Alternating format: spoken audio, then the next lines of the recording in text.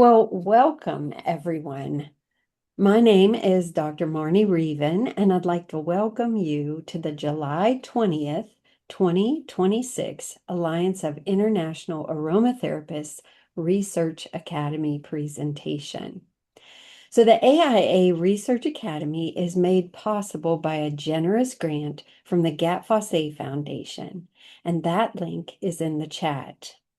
The mission of this academy is to educate, motivate, and empower a global community of aromatherapy research and evidence-based practice in aromatherapy.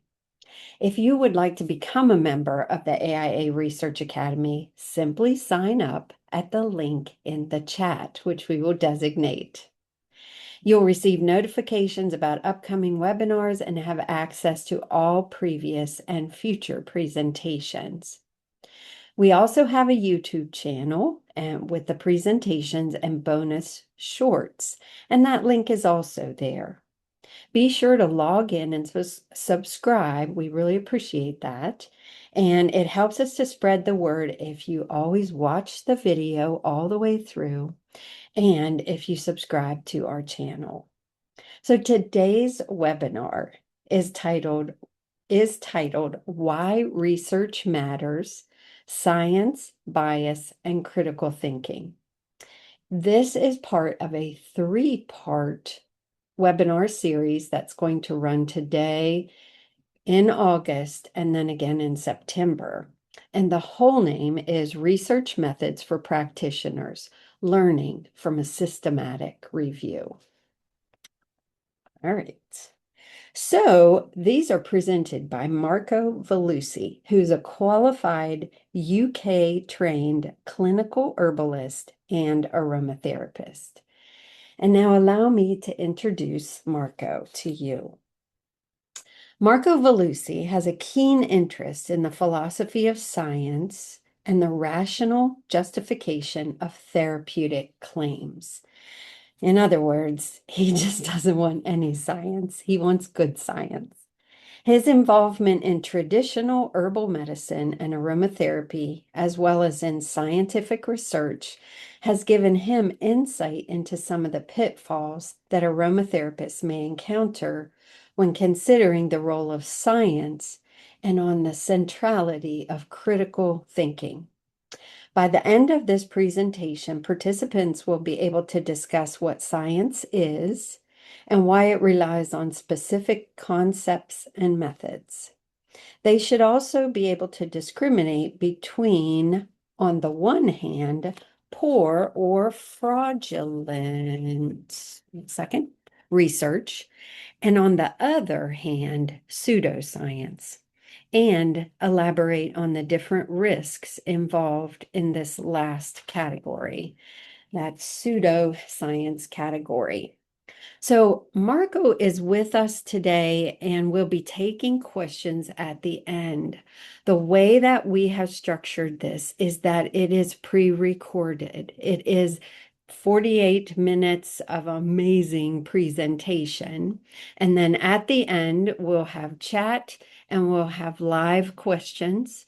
And there'll be time for Marco to talk because Marco is a great teacher. He loves to interact. This may actually kill him tonight to actually, have to watch himself and not be interacting with you. But believe me, he's in the background. He's watching it and he's going to be there to answer your questions at the end and to interact. So without any further ado, I'm going to share my screen. Before I do that, Marco, would you just like to say hi? Well, yes, of course. Hello, everyone. I hope you enjoy this very long seminar, and I hope it's really good as you say it is. Uh, I was passionate about it, so I hope that it transfers to the students. You definitely have a passion about this. I think we're going to enjoy it very, very much. So, all right, I'm going to share my screen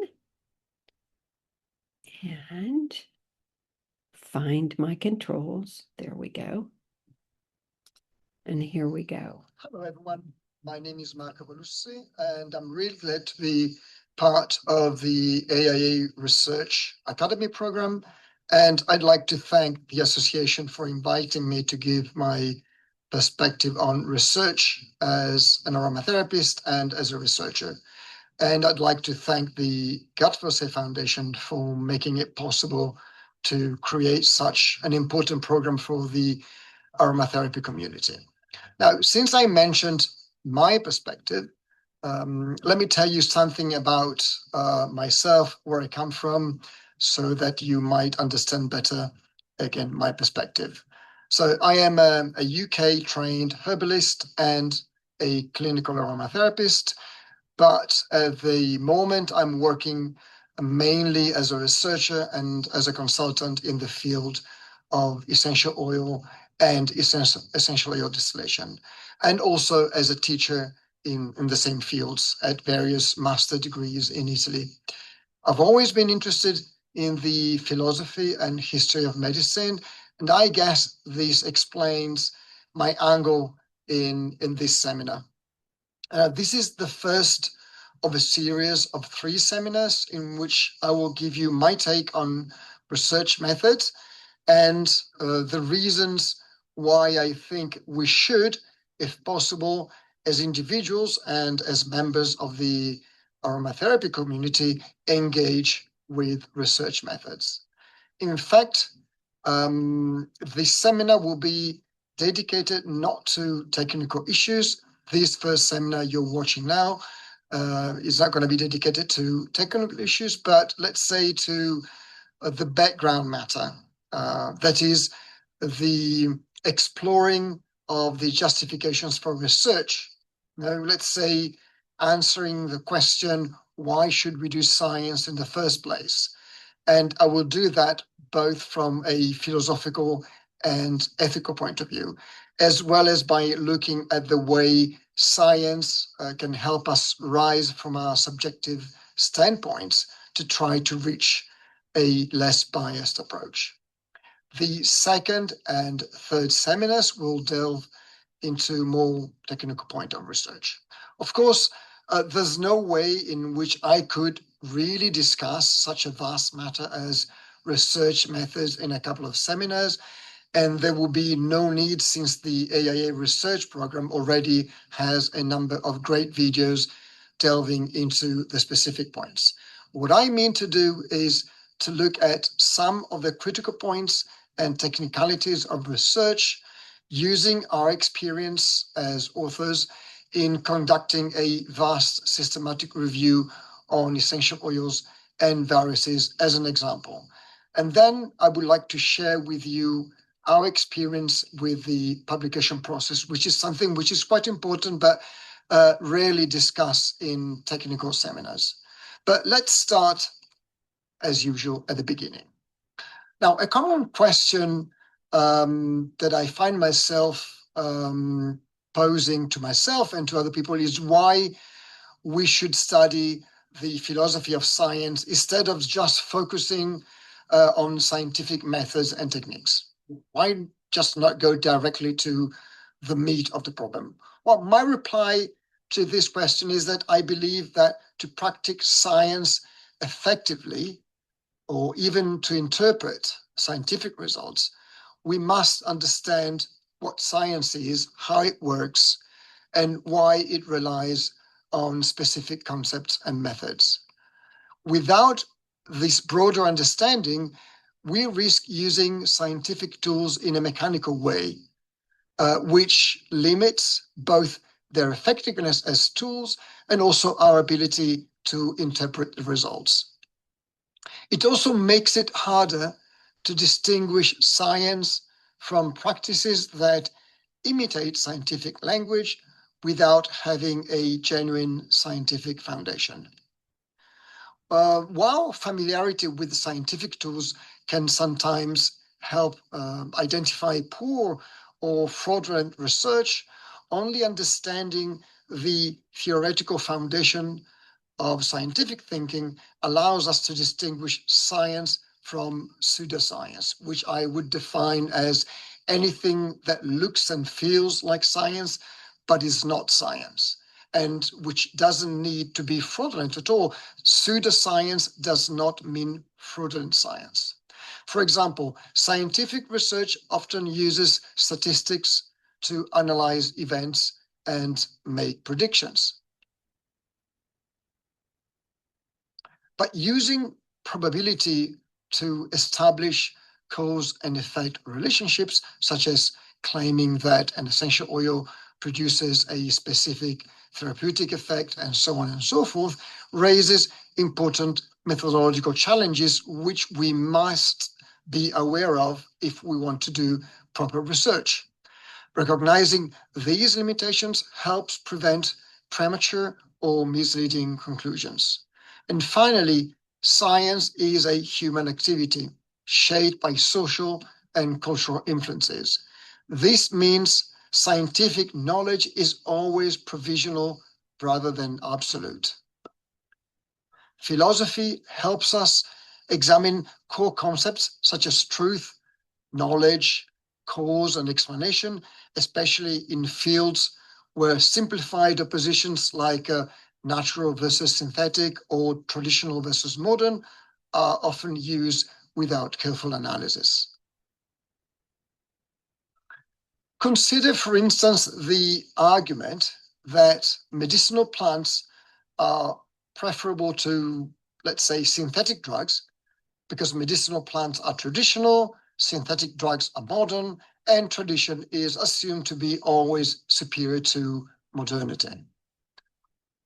Formally, we could rewrite this argument in this way. So we could say that X is preferable to Y because X is traditional and Y is modern, and traditional is better than modern. Now, if this reasoning is valid, it should apply universally. And that leads to some problematic conclusions. For example, the same structure would imply that excluding women from political life is preferable because exclusion of women is traditional and inclusion is a modern feat. Most people, I would hope, would reject this conclusion. Yet, it follows from the same reasoning pattern. Now, this doesn't automatically mean or prove that the original claim is false, but it shows how formalizing an argument can reveal hidden assumptions which were not obvious at the very beginning. And we might say that tradition alone is rarely a sufficient justification for action, but instead we might identify more precise reasons for valuing traditional knowledge. For instance, we could say that traditional knowledge is valuable because it has a role in preserving empirical observations of the past. Or we could take the opportunity to revise our own definition of what it means to be a tradition. Now, replacing vague terms with well-defined concepts improves both the clarity of the argument and the scientific reasoning.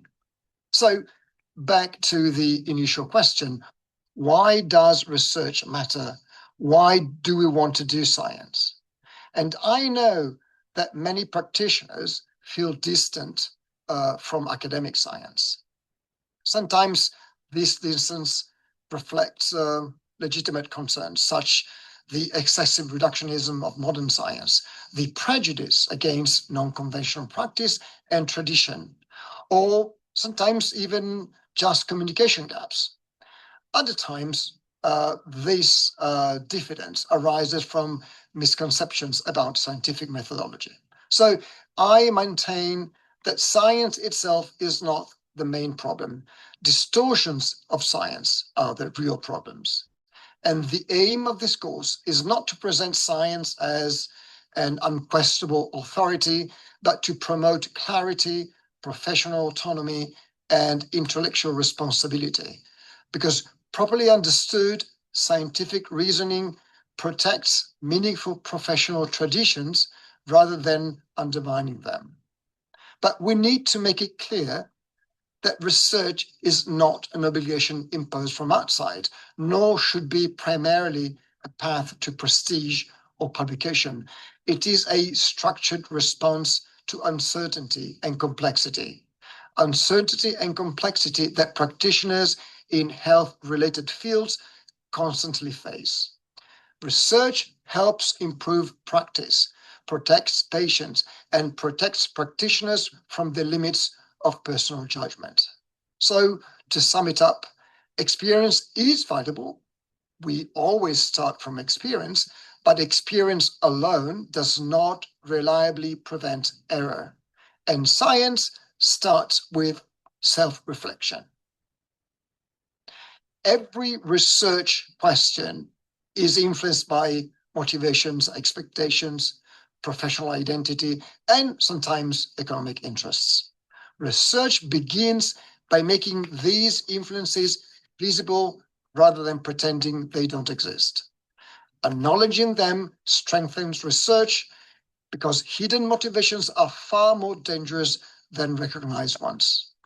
And also because, as Feynman famously stated, the first principle is that you must not fool yourself, and you are the easiest person to be fooled.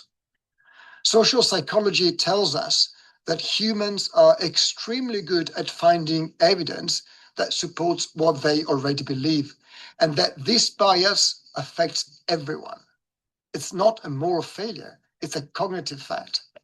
These mechanisms are persuasive because intuition and sensory impressions feel very reliable. A good example comes from marketing psychology. Even when we recognize how marketing influences decision, we often assume we are personally immune from that influence. In this case, scientific methodology acts as a safeguard. Through structured methods and training and collective verifications, science reduces individual biases and strengthens knowledge reliability. In the next slide, I would like to propose an interactive exercise. Well, it cannot be an interactive exercise because I'm not live. I usually do that when I teach, but this not being possible, perhaps we can make do with this small exercise. So I'd like to ask you to read the passage and ask yourself, what feels convincing here in this passage? And what is missing? And the further point I like to make is, could this phrase be at the same time true and still misleading? Now, if you will, you can stop the slide and take some time to think about these questions. Get when you feel like it. So now you can compare what you thought with what I thought.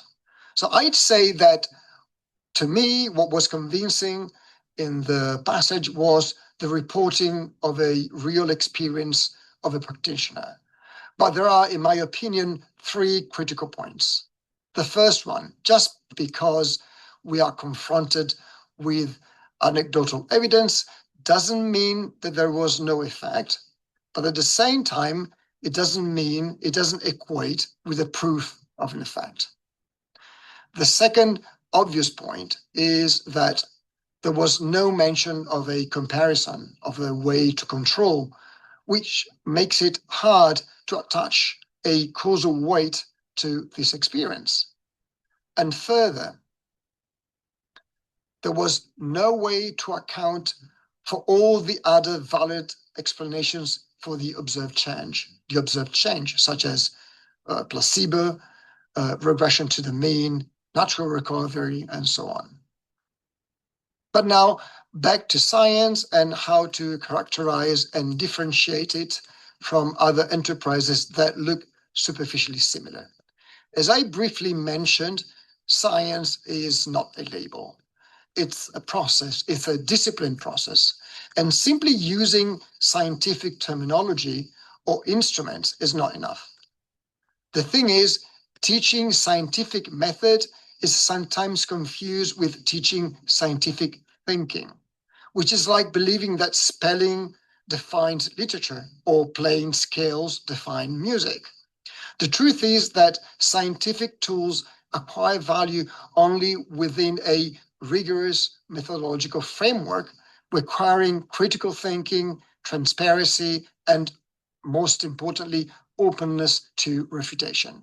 Without these elements, practices may imitate science, but still remain pseudoscientific, which I reiterate doesn't equate with fraudulent behavior. In fact, pseudoscience often begins with good intentions, but good intentions don't make methods reliable. The real danger here is borrowing the authority of science without accepting its constraints. So the problem is not simply having wrong or incorrect ideas, it is claims without accountability. And these claims without accountability erodes the public trust and harms both patients and practitioners. If we want the authority of science, we must accept its responsibilities, which are transparency, criticism, and the possibility of being wrong. As another form of exercise, in the following slides, I am going to present you with a set of arguments, which are not mine, that were used some time ago on a internet post that were used to argue that the golden standard for medical research, the randomized control trial, doesn't work for herbal medicine. I'd like you to go through each of these points and think critically about them. You don't need to arrive at any hard conclusions, but just examine the arguments. We will come back to these arguments to compare our different musings.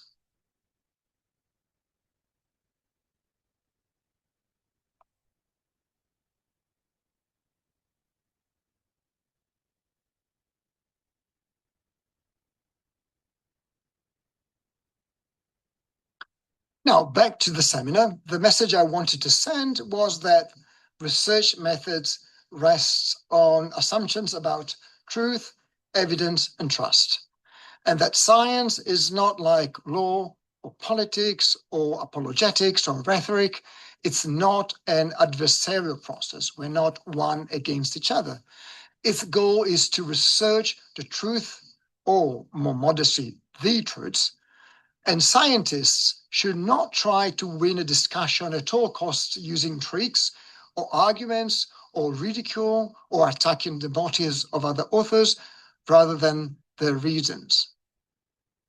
Another important message is that without reflecting on assumptions, science risks becoming merely a technical bureaucracy rather than a meaningful inquiry. And as I hope to have shown you so far, discussing the philosophical foundations of science is essential if we want to avoid reducing science to a collection of technical tools.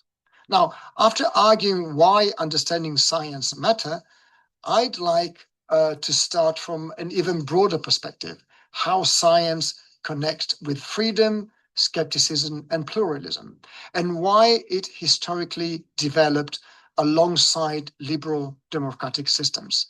Then we'll move to the practical tools, informal logic and critical thinking, which help us participate in scientific and public debates in a responsible way. Many people experience science as authoritarian. However, historically, it was meant to do the opposite of that. Science emerged as a way to limit power, not to enforce it. Liberal democracies rest on a similar assumption that objective facts can exist independently of authority, even when identifying them is difficult. And this position creates responsibilities. Citizens must have access to reliable information and must be able to form informed judgments. Otherwise, disagreement about facts easily become struggles for power rather than discussions about truth.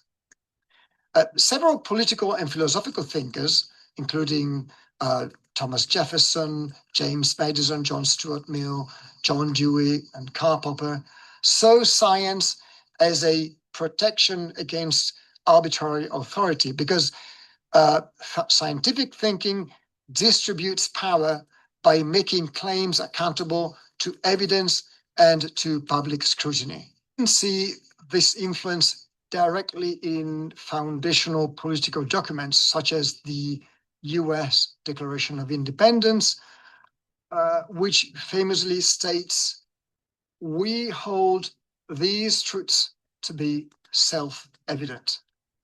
Now, we must understand that for Enlightenment thinkers like Jefferson and Franklin, who studied Euclid, self-evident did not mean obvious. It meant something closer to an axiom, a starting point accepted within a shared rational framework. These principles were not emotional opinions. They were commitments meant to be accepted by rational individuals acting in good faith. And this highlights an important parallel with science.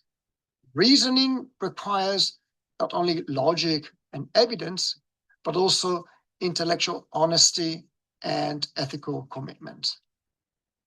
Jefferson also believed that education was a defense against tyranny and that an enlightened citizenry was essential for democracy. This implies that science has public responsibilities. Researchers must communicate clearly and engage with society. And at the same time, citizens, including professionals in applied fields like ourselves, must develop the ability to critically evaluate scientific claims. He also believed that the liberal architecture of a democracy is based on the assumption that it is possible to establish objective facts. This implies respect and enhancement of the method and results of science. Citizens must be equipped with the tools and information not to confuse facts with ideological propaganda, or to understand, in a dispute about the veracity or meaning of some facts, who should be trusted. Later thinkers, such as Joseph Needham and John Dewey, emphasize the strong parallels between science and democracy. Both these authors said that science and democracy rely on skepticism, which is the careful and disciplined evaluation of evidence, the consideration of alternatives, and the resistance to premature conclusions. This mindset defines both good scientists and responsible citizens. So Needham, for instance, stressed the close relationship between the scientific and democratic mentality, again, because they both rely on basic skepticism. And if we look at what John Dewey had to say, John Dewey, which was a giant of educational reform and one of the fathers of the American pragmatism, well, he highlighted the fact that the widespread of liberal education, the freedom of research, tolerance of different points of view, freedom of communication, the distribution of discoveries to each individual are part of both the scientific method and the democratic method. Now, while radical skepticism is more akin to cynicism in that it denies all possibility of knowledge, what these authors were referring to is more of a suspension of judgment, the opinion that science doesn't produce certainty and never has claimed to produce certainty. If anything, science produces better justified uncertainty. And it's an everyday realization that evidence in science is always incomplete, which means that multiple explanations may fit the same data, a phenomenon known as underdetermination of theory by data. Science's strength lies in acknowledging its limits rather than denying them. Now, let me give you a small exercise to ponder on these themes. I'd like you to reflect on a modality you strongly believe in. It doesn't have to be aromatherapy. It can be anything you really strongly believe in. Take your time, stop the video if you need to. I have two questions for you relative to the modality you choose. First, what would disconfirm this belief of yours?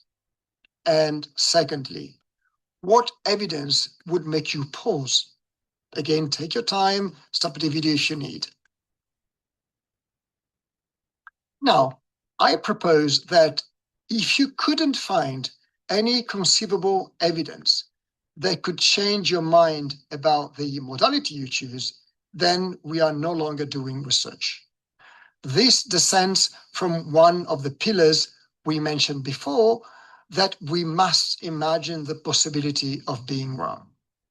And this leads naturally to an important nexus, often a source of ambiguity and confusion between knowledge and belief, and the difficult epistemic balance that we must find in doing science. Now, we often distinguish sharply between knowledge on the one hand and belief on the other, but in practice, the boundary between the two is blurred. Ideas once considered certain have later been proven wrong. So, knowledge and belief can overlap in certain terms. So the fact is, scientific research always requires some provisional belief. New hypotheses must be explored before they can be fully tested. And exploration of unknown territory always requires some provisional belief, which is by definition underdetermined by data, meaning that a different researcher with the same set of data could choose to go another way. But this is what fuels research. If scientists worked only with fully proven knowledge, science would become static. Progress requires temporary commitment to ideas that go beyond current evidence. On the other hand, if belief enables exploration, disbelief protects against error. Scientific research requires balance, enough confidence to investigate new ideas, but enough doubt to avoid self-deception. So, as you can see, science doesn't eliminate subjectivity, but it manages it. This is particularly important in emotionally charged fields such as medicine. So,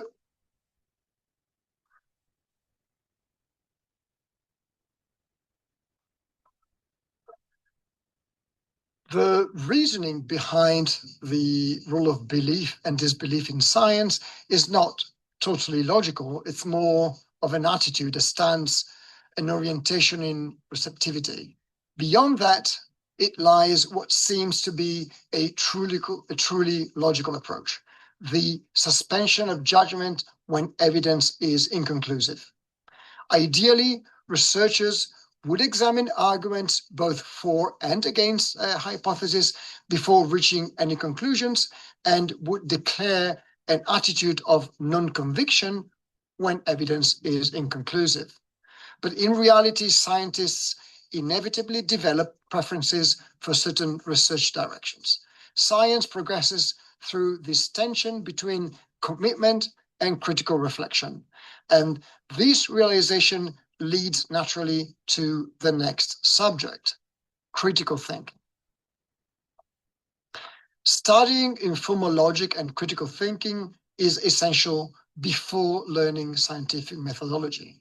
These tools help us evaluate scientific information in fields outside our own field of expertise, because in practice, we constantly rely on external sources, colleagues, commercial claims, internet blogs, expert opinions.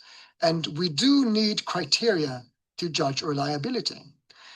The literature on the cognitive biases that determine the way we evaluate complex situations is relatively new, but already quite vast, and has led to a Nobel Prize in economics to Vernon Smith and Daniel Kahneman. Let's see what Vernon Smith has to say about this issue. He observed that conscious reasoning is cognitively expensive, that our brains naturally rely on shortcuts to save effort and make fast decisions. These cognitive shortcuts, call them heuristics or frugal rationality, are extremely useful in an evolutionary context, such as detecting dangers quite quickly before being killed. However, when applied to modern scientific reasoning, probability, statistic, causality, they often lead to systematic errors.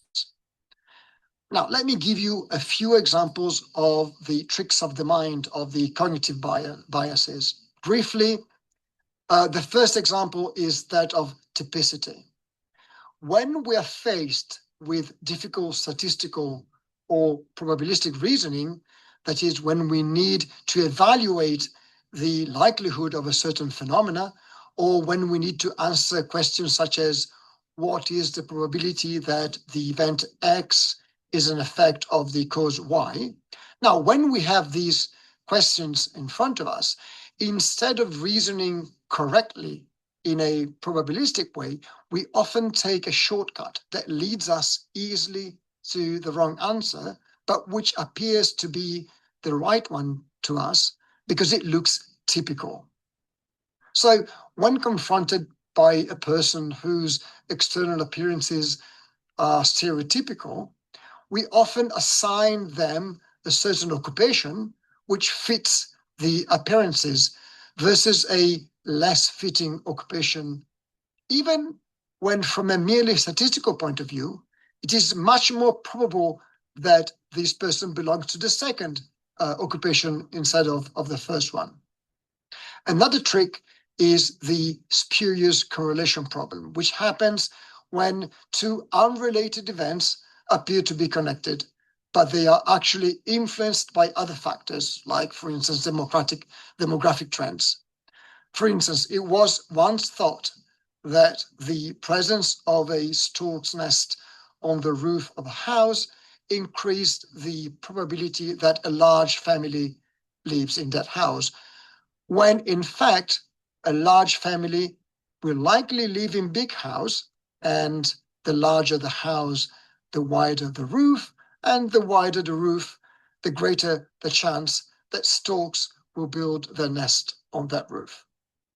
So the correlation arises from demographic trends rather than a direct cause and effect relationship.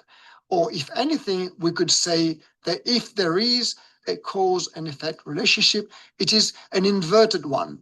And it's the large family that causes the stork's nest and not the stork's nest that causes the large family. I'll finish this limited list of cognitive traps with the reverse probability one. One of the infallible evidence used in modern Europe between the 15th and 17th century to establish the guilt of a woman accused to be a witch, a woman accused of witchcraft, was the infamous cold water ordeal.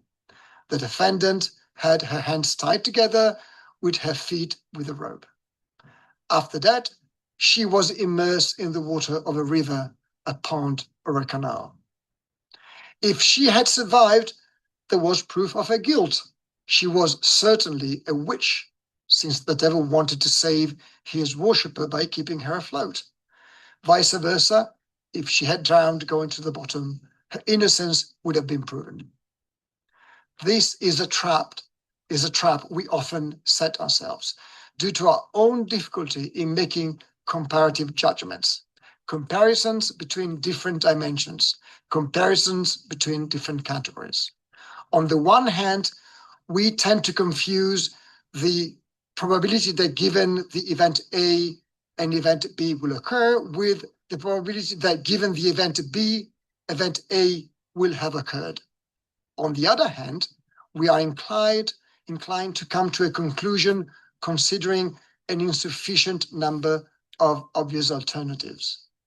In fact, to properly evaluate a relationship between two events expressed as a conditional probability value, we should compare the probability of obtaining some evidence, given that our conclusion is true, with the probability of obtaining the same evidence, given that our conclusion is false, which is a process called Bayesian analysis, which we have no time to cover now, but which is a very important statistical interpretation compared to the classical frequentist interpretation. Now, the list of cognitive biases would be very long, and we have no time to cover all those, but we must discuss ways to reduce the risk of incurring in these biases. One remedy is engaging in a rational debate with the community of peers. So before learning formal scientific evaluation, we must understand what rational debate means. A rational debate occurs when participants accept shared rules that allow productive disagreement, much like democratic parliamentary discussions. These rules themselves can be debated, but only before the discussion begins. Rational debate also requires intellectual discipline. First, we must bracket our initial belief and enter the discussion acknowledging that we might be wrong. Second, we should avoid arguments that rely on assumptions which are not acceptable to other rational participants. The goal of debate is not victory, but collective progress towards better justified conclusions. To give you a few examples of the philosophical debate on this, Karl Otto Apel, a German philosopher that has worked on informal logic, has this to say regarding rules for discussion. Anyone who takes part in an argument implicitly acknowledges potentially all claims of all the members of the communication community, if they can be justified by rational argument, and is committed to justifying his or her claims by rational argument. Another philosopher who has worked on argumentation is Trudy Gouvier, a living Canadian philosopher who, like Apel before her, has worked a lot on debate, discussions, and arguments. In her text, What is a Good Argument?, she proposed the ARG definition, whereby premises of a cogent argument must be acceptable to the audience, the A, relevant to conclusion, the R, and offer adequate grounds, the G, for conclusions. However, there are no rules that can ensure a correct rational discussion if there isn't a basic ethical commitment, understanding that not every move is correct, not every strategy is innocent, and that we need to abandon, at least provisionally, the idea that we possess the truth. A rational discussion is a partnership in the research of shared conclusions. Without these premises, there is no dialogue, but mere juxtaposition of two monologues. So it's possible to give a sort of catalogue of rational discussion. The one that I'm proposing here is just one of the many possible catalogues, and you're invited to go through this list, discuss it, critique it, add new rules, and try to find ways to improve on the list. Now, we are at the end of this seminar, so let me take up the exercise I gave you previously, evaluating the claims made that randomized control trials are not good tools to study herbal medicine. I hope you had time to think about the claims, and here are my thoughts about this. Now, the first claim, that the randomized control trial was not built for herbal medicines, contains, in fact, a legitimate kernel of truth. Randomized control trial methodology does need adaptation for herbal medicine, and more generally speaking, for polypharmacy. Any therapy that works with different agents at the same time. And also, it needs adaptation for the likelihood of phenomenon like network pharmacology and synergy. So this is a legitimate kernel, but the conclusion it draws from this legitimate kernel is a non sequitur. The fact that a tool needs modification doesn't mean you should abandon it. This is critiquing application rather than the concept. The claim also takes for granted that herbal medicine works in ways that are simply incompatible with control testing, which is precisely what needs demonstrating. The second claim that dosages and galenical forms in research are too different from the actual practice makes sense, and it is the strongest of the 8 claims and the most defensible. These are, in fact, genuine methodological criticism about how trials are conducted. Dose, standardization, blinding, timeframes, all these can be debated. However, these are solvable problems, not fundamental objections to randomized control trials. Good researchers already have to grapple with them.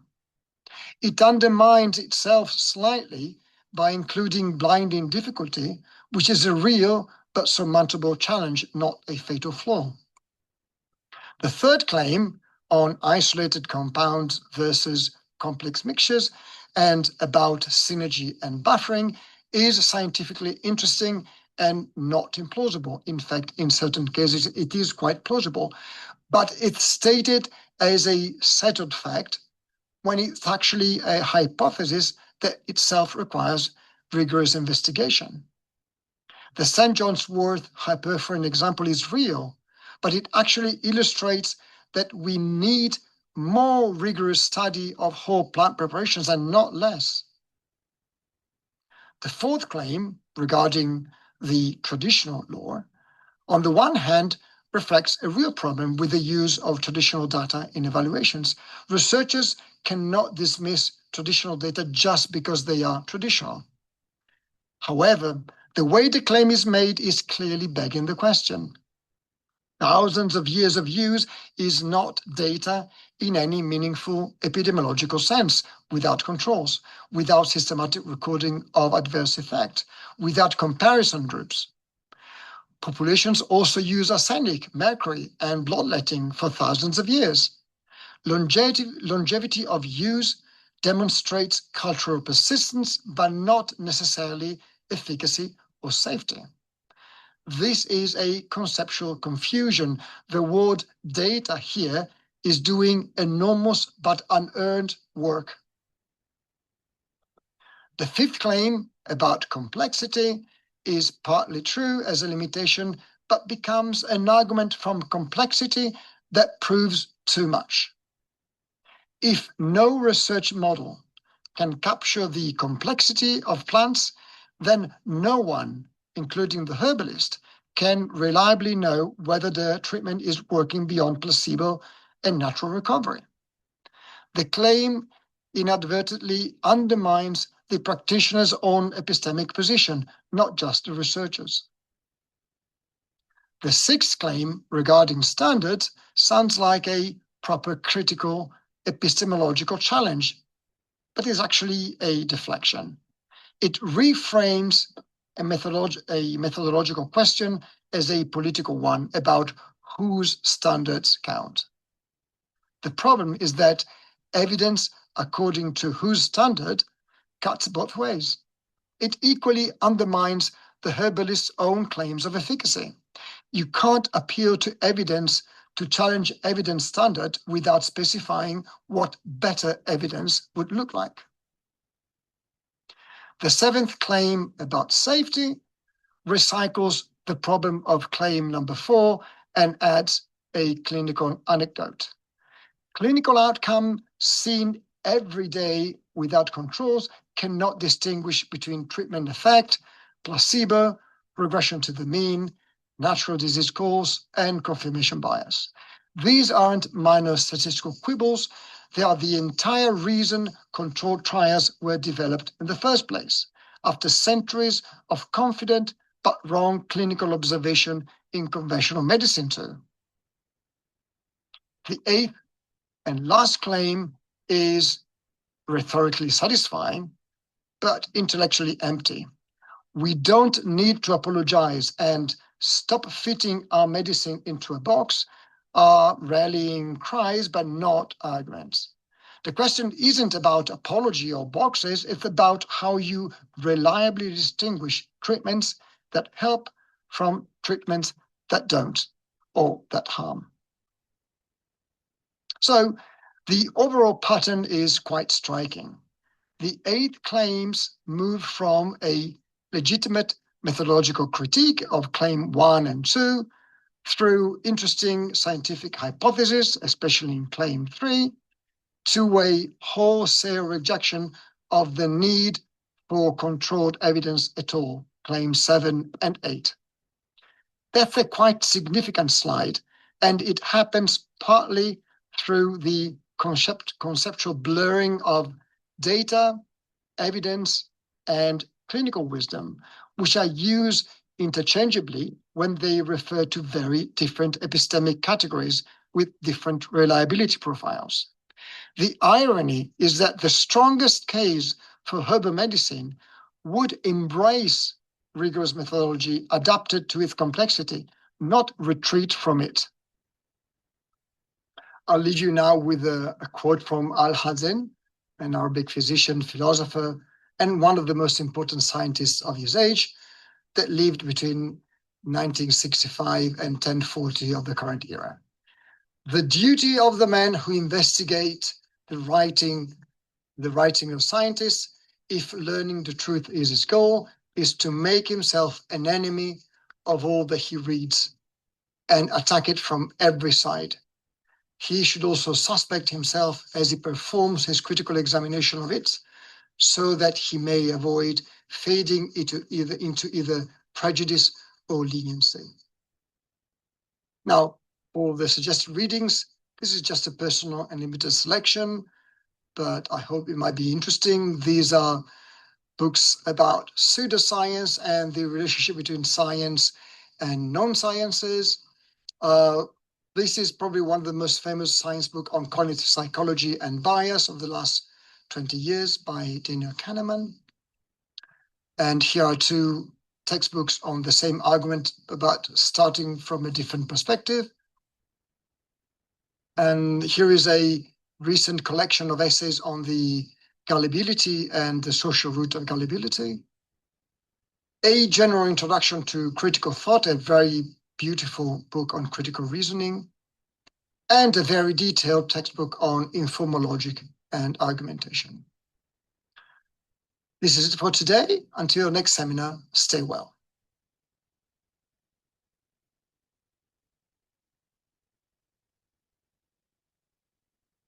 All right. Wow. Okay. I'm sitting here enjoying every moment of this. Marco, come on the screen. And we're all just applauding. Thank you Uh, so much for creating such a foundation for how to think about the science of what we do and how it's just producing a wonderful foundation. So, Thank you. I don't see any questions in the chat so far. I've been looking through. I did see something back here by Matthew that you may want to look back through about comfrey. That's very interesting. And to be a good example on belief and science. Would you like me to read that to you, Marco, or can you read that? Maybe you can read it out for All right. everyone to, if, Okay. I mean, this is a public message, so I don't think Matthew has any problem in the Matthew, message. are you good with that? And Matthew, would you like to ask a question of Marco? You've put up some very good comments here. Yep, I'm good with that. You're good with it? Okay. So in the CAM or natural medicine world, wouldn't comfrey and he puts the Latin binomial, be a Mhm. good example on belief versus science? Many traditional herbalists swear by the internal use of comfrey leaves. However, internal use of the plant is banned in various parts of the world, such as my country, Australia, because it contains alkaloids of a certain type. However, there are medical herbalists who disagree with the ban, saying the scientific research on the topic is very shoddy. It's a very good point. Two very good points. So I'd like to confront them because I think they can make for a very fruitful discussion. First of all, I don't think that the opinion on comfrey can be seen as a classical example of, let's say, modern medicine versus traditional belief. Because those herbalists who fought in the UK to discuss and to critique the articles that condemned comfrey to a no oral use because of the presence of pyridoxine alkaloids, those were herbalists staying in the scientific field. So it was a scientific discussion, not a discussion about whether it makes sense to use science or not in deciding on the safety of comfrey. Of course, if there were a herbalist that would try to defend the internal use of comfrey using just traditional data, then there would be we should take these claims seriously. And I mean, traditional medicine is based on a very large traditional folklore, which we cannot discount. It is data just like everything else. We have to study it. But then being data doesn't mean that it gives us a perfect indication on the use or not use of a herb. I mean, because we learn new things when we proceed in our studies. So I don't see this as a disagreement about science. It is a disagreement about what the good science is. So the herbalist would have said that the science backing up the condemnation of comfrey was not good science.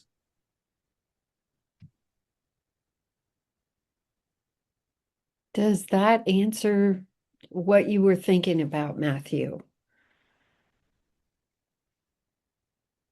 Yes, it does.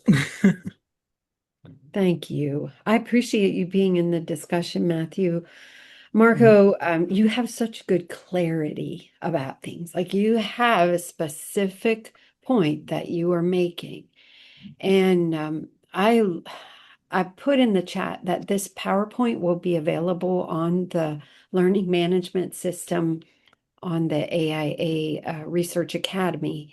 And I do encourage everyone to go and get it to make sure that you do answer his questions as well. He has three thoughtful questions that you will use to obtain aromatherapy continuing education.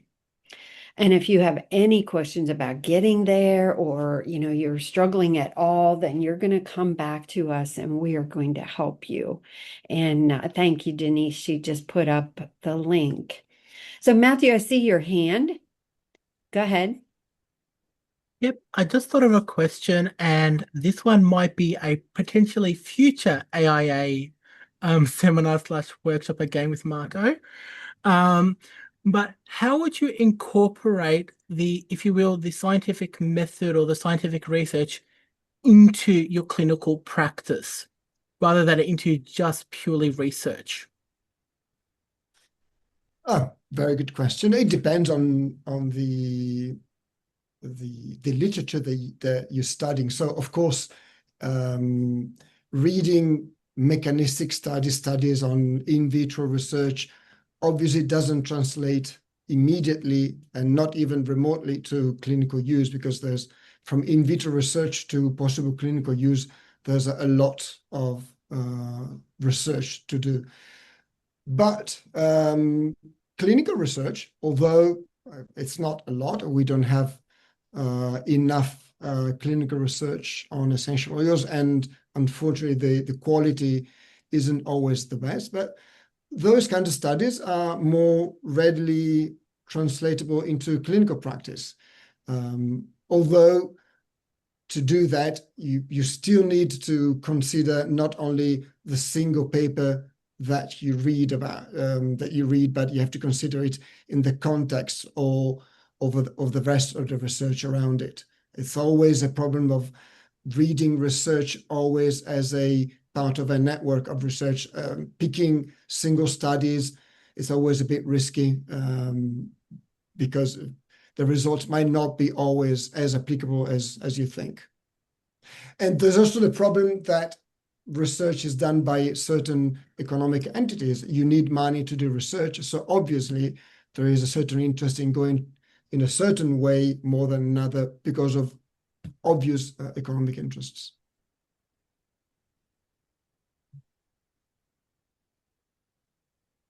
So I've got Rory in the chat here, and Rory's also letting you know, Marco, that he's already commented on a thread in LinkedIn.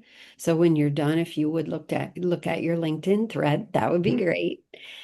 And then Rory says, curious about how to responsibly lean on established science as I edge toward my own specific inquiries around low dose phytoaromatics. And Rory has written a white paper that we have had the privilege of reading in the AIA Research Academy. He's got some aromeopathy. Now, hopefully, Rory, you don't mind me saying that, but aromeopathy, which is he's got a theory and he's got, some big thoughts. So, yeah, he's curious about the responsibility, lean. Yeah. Sorry, I hope you understood what I just asked you. I can read it again if you want. Yeah, can you go through it again? Yes, curious about how to responsibly lean on established science as Rory edges toward his own specific inquiries around low-dose phytoaromatics. Responsibly lean on established science. I don't know what to say, but I mean, as practitioner, I'm not a practitioner anymore, but you understand what I mean. As practitioners, a practitioner doesn't need to be a researcher. In fact, maybe a practitioner has so many things to do that it might be difficult to also be a researcher. There's so much in clinical work that it's time consuming and energy consuming. So we don't expect practitioners to always do primary research to see where to go. The good thing is about finding out what established science really is. And that's not always as easy as it looks or as it sounds when they explain science in too simplistic ways, as if, you can take out of a single study a clear explanation of something. It's always a bit more complex than that. So yes, it is difficult. It's difficult. You have to educate yourself.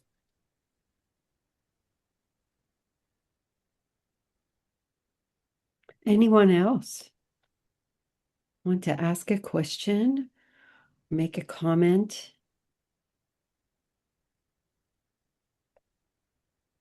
I mean, when I say it's difficult, I was just wondering, thinking out loud. I don't mean difficult as in you have to be incredibly intelligent to do that, like learning very specific techniques or anything. It's difficult because it's a human nature to follow our own biases. It's human nature to believe more in something you already believe in and it's always more difficult to discard what you really love if you discover that it's not true anymore. So that's why it is difficult, not because you need to be a very bright person, or you just need to be very consistent and believe in what you're doing, even if this means that certain things that you believe were true, maybe they're not as true as you believe. Right. So what you're saying in a nutshell is you have to reduce the bias somehow of yourself out of the equation, which is what randomizing is for. If you can randomize the people that you get to work with, then the chances become better that it might not be because of your bias that things happened the way they did. Um, but you're I mean, right, you can't eliminate bias, but at least you can try to minimize it minimize. Yes. and be aware of you being biased. That's also, Yes. Yes. In qualitative research, which is wonderful, storytelling, narratives, you really do. The researcher must bracket themselves and yeah. say, look, I am definitely biased. I love aromatherapy. So when I talk to people about it or I do a narrative study, I must somehow take myself out. And that's certainly not a perfect science. No, All right, so Denise has just put something in the chat here. Is it time for me to talk about that, Denise, or what do you think? Whenever you're ready. Well, it looks like Paula has to run, so perhaps it is time for me to make my final comments. Thank everybody for coming, and thank you, Marco, for presenting a wonderful webinar. thank you. Then the next, is there something else you want to say? No, just thank Okay. you. Is another webinar is coming up on August 11th. Correct me if I'm wrong about that date, but I believe it's August 11th, which is a Monday at 1 p.m. Mountain Time. And that will follow up on this. And it's, systematic reviews in practice. And that's going to come alongside of this and go even deeper. So I don't think you're going to want to miss that. So I want to talk about what Denise has put into the chat. If you look, if you would like to be mentored by the AIA Research Academy. So the AIA Research Academy has two tracks. We have these wonderful scholarly webinars that are teaching us, educating us, empowering us about research. But we also have mentoring, and we have done one-to-one mentoring and group mentoring, and we have a stellar group of mentors. So if you would like to be mentored, we have a new 4-week group starting on the 3rd. Is it the 3rd of August, I believe? And that's a Monday, 7 o'clock Eastern time. And it's about an hour long, and you will learn how, why, what, where, and what about case studies, about making posters. And you can even make something for the AIA 2026 conference, which is really exciting. So the AIA 2026 conference is coming up in September on the 23rd to the 27th at Canuga. You can learn more about that at our website.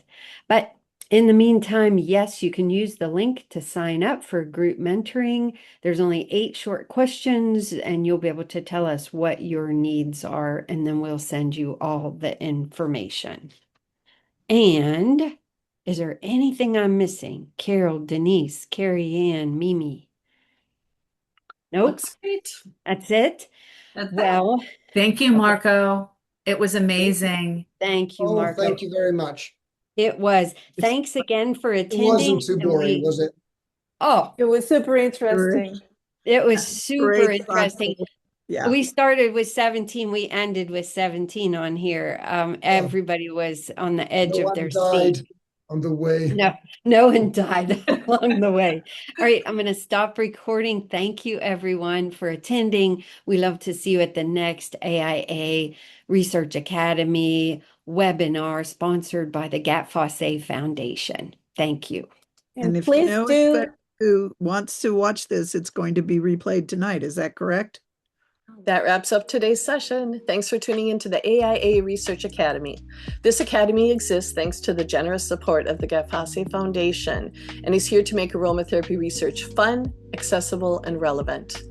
Our mission is simple yet powerful: to educate, inspire, and connect a global community committed to advancing the science of aromatherapy. We envision a future where research is not just part of the conversation, but the culture. The best part? Access is completely free. Simply sign up through the link in the description box below. And if you're an AIA member, the Academy is already part of your member benefits, putting powerful resources right at your fingertips. If you're passionate about deepening your understanding of aromatherapy through research, you're in the right place. Be sure to subscribe and hit the notification bell to stay connected with our latest sessions. We appreciate your curiosity, your time, and your commitment to learning.